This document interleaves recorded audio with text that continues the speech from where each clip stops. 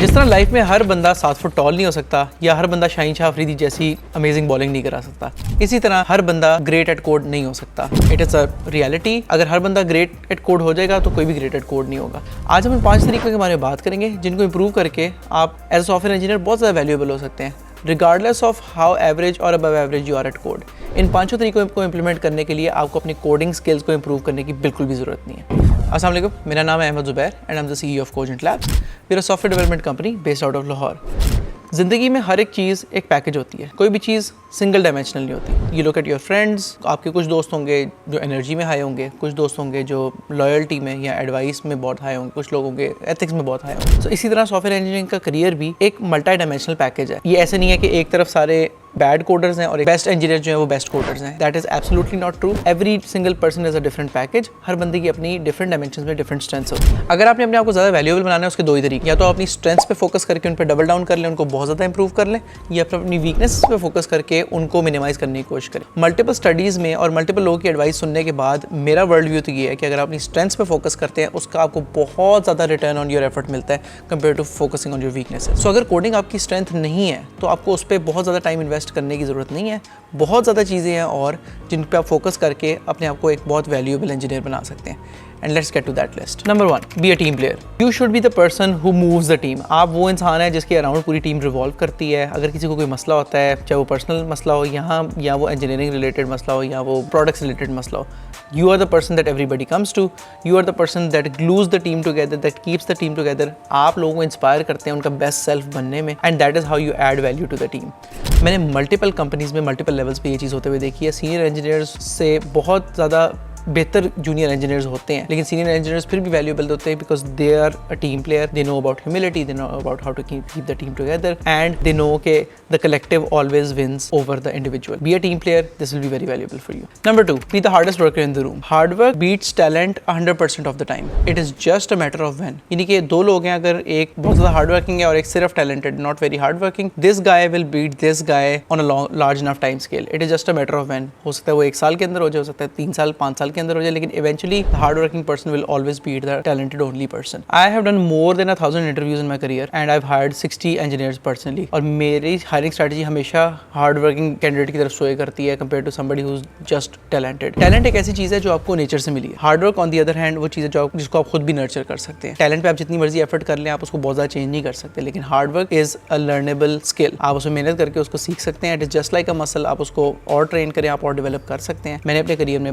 multiple लोग देखे हैं who have learned hard work on the job and have reaped their benefits over multiple years. Number 3, develop product empathy या product sense. ये एक highly valuable skill है और अगर आपको इस लिस्ट में से सिर्फ एक चीज़ करनी है, do this and you'll see you'll be at least 2 times more valuable than you are right now. Product empathy का मतलब ये है कि आप एक end user की तरह उस product के बारे में सोच सकते हैं जिस पे आप काम कर रहे हैं। So you don't only work as an engineer कि मुझे 2-3 टिकट्स मिल गई हैं, मुझे बस वो करनी है। आप end user के perspective से सोचते हैं और आप देखते हैं यार कि इसमें मैं क्या value add कर सकता हूँ end user के लिए। You do this enough times and you'll start standing out within your team, in front of your team lead as well and with the customer as well. और इसका तो बाहर पाकिस्तान में इतना लो है कि अगर आप थोड़ा सा भी करने लग जाएंगे ना, आप बहुत इजीली स्टैंड आउट कर सकते हैं। प्रोडक्ट एम्पैथी के अंदर इस तरह की चीजें आती हैं जैसे आप कस्टमर बन के सोच रहे हैं कि मेरा एक्सपीरियंस किस चीज में बेहतर हो सकता है, मेरे लिए कौन से फ्लोज हैं जो बहुत मुश्किल हैं उन जिनको मुझे ईजी करना चाहिए। आप प्रोडक्ट एम्पैथी में एक्सेल कर सकते हैं अगर आप एंड यूजर की तरह सोच सकते हैं। For example, as a user मुझे क्या मुश्किल आ रही है इस प्रोडक्ट को इस्तेमाल करने में, मेरे कौन से फ्लोज हैं जो ब्रोकन है, मेरे कौन से एक्शन हैं जो मेरे पास बिल्कुल शुरू में सामने होने चाहिए लेकिन वो बहुत डीपर इन द लेयर कहीं पे है, मेरे डिफरेंट कौन से पर्सोनास हैं जिनको मुझे टारगेट करना चाहिए और डिफरेंट लोगों के क्या प्रॉब्लम्स हैं, मैं अपने कस्टमर्स के चर्न कैसे डिक्रीज कर सकता हूँ जो लोग मेरी प्रोडक्ट को यूज करना बंद कर रहे हैं, मैं अपनी प्रोडक्ट की प्राइस कैसे इंक्रीज कर सकता हूँ। सो ये सारी चीजें प्रोडक्ट एम्पैथी के अंदर आती हैं and if you can do this you can be way more valuable than you right now. If there is one thing, just do this thing. Product empathy का दूसरा पार्ट जो थोड़ा सा कम्युनिकेशन से भी ओवरलैप करता है वो है understanding what the customer is trying to say. काफी दफा ऐसे होता है कि जो आप जिस कस्टमर के लिए आप चीज बना रहे होते हैं उनको खुद भी नहीं पता होता कि वो क्या कहना चाह रहे हैं, या फिर उनके ज़हन में वो चीज क्लियर होती है लेकिन उसके लिए उनके पास अल्फाज नहीं होते। If you can be the person who can translate that for them and they can understand what they are trying to say, तो ये भी एक बहुत वैल्यूएबल स्किल है। सो फॉर एग्जांपल, आपका कस्टमर कहता है कि यार ये ना पेज में मजा नहीं आ रहा फॉर एग्जांपल, तो क्या उनका मतलब है कि एनिमेशंस हमारी बहुत स्लो है या स्नैपी नहीं है, डिजाइन एलिमेंट्स का लेआउट सही नहीं है, या उनका मतलब है कि यार पेज हार्ड टू नेविगेट है, इसमें कॉल टू एक्शन इतने क्लियर नहीं है, या फिर उनका मतलब है कि यार फॉन्ट बिल्कुल ऑफ लग रही है। Communicating with them enough times to understand कि यार अभी ये बंदा क्या कहना चाह रहा है. That is such a valuable skill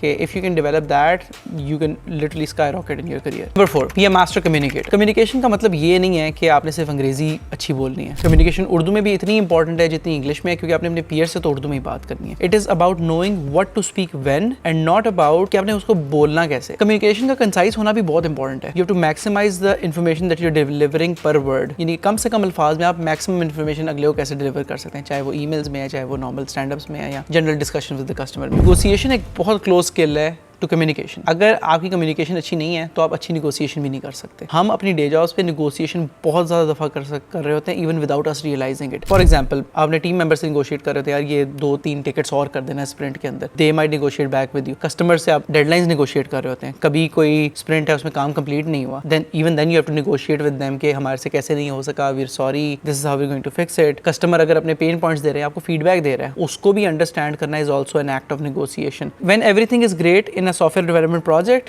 the engineers are the most critical team members. Whenever something screws up या कोई fumble होता है, then the communicators are the most critical team members. Negotiators, communicators बहुत ज़्यादा important होते हैं. It's just कि project की कौन सी stage पे important होते हैं. So that is why being a master communicator is so much important, because वो सिर्फ communication भी enable करता है, आपको आपके दूसरों के साथ rapport building भी enable करता है और आपकी negotiation की skills को भी enable करता है. Number 5, develop a personal brand. Personal brand आप content post किए बगैर कर ही नहीं सकते. अच्छा content post करने के लिए आपको अच्छी research करने की जरूरत. अच्छी रिसर्च आपको ज़्यादा नॉलेजेबल बनाएगी, ज़्यादा वैल्यूएबल बनाएगी. अगर किसी भी बंदे के नेटवर्क में you are the person who is the loudest in your field, so जब भी मुझे फ्रंट एंड की कोई अपॉर्चुनिटी आएगी, you will be the first person that comes to my mind and I will be contacting you. So your network increases, your opportunities increase and you establish yourself as an expert in that field, even if you are not. If you keep doing it enough times तो वक्त के साथ साथ वैसे खुद ही expert बन जाएंगे. And that wraps up our list of 5 ways in which you can be way more valuable without even changing one single line of code. Remember, हमेशा अपनी स्ट्रेंथ्स पे फोकस करना बहुत वैल्यूएबल होता है compare to focusing on your weaknesses. So strengths पे focus करें. Software engineer हमेशा एक पैकेज होता है. Software engineer is not just a coder. Bad coders, good coders की एक सिंगल लाइन नहीं है. मल्टीपल डायमेंशंस हैं जिनमें आप वैल्यू ऐड कर सकते हैं. ये 5 तरीके हैं, उनमें से कुछ डायमेंशंस वैल्यू ऐड करने के, और आप अपनी